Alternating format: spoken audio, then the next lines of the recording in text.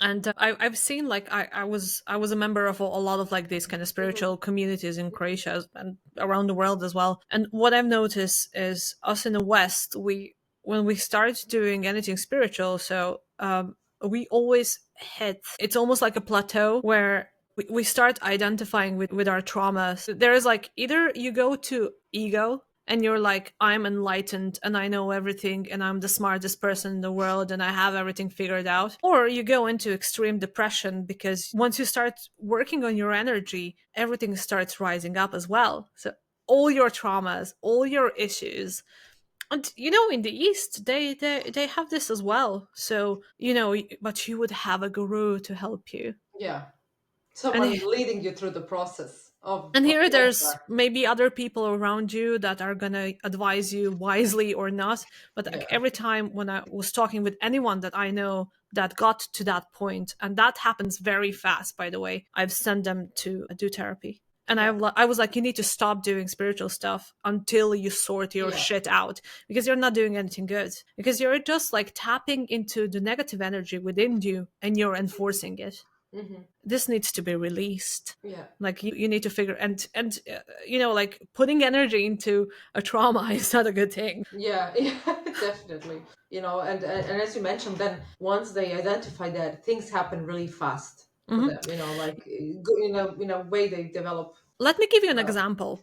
So let's say you have a person that was feeling, like, kind of very disempowered throughout the life. So they were bullied as children. Their parents didn't take any notion of them. They were, couldn't get a girlfriend, couldn't get anything. And, so like, we're talking about self-esteem that's like this. This person finds out that through magic, I am able to actually control everyone around me. I am able to, love spells on a girl that I like. I am able to kill someone through magic if needed. And I'm like, okay, I am powerful. I have this.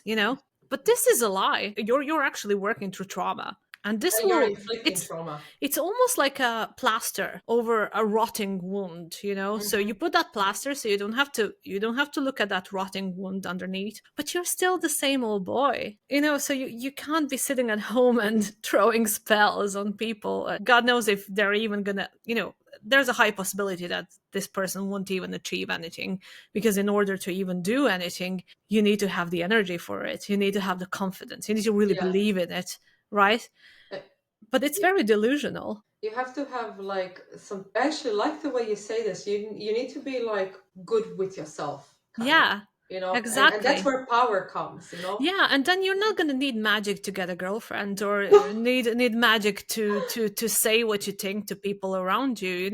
That's not Exactly. what energy work or something like that would even be for.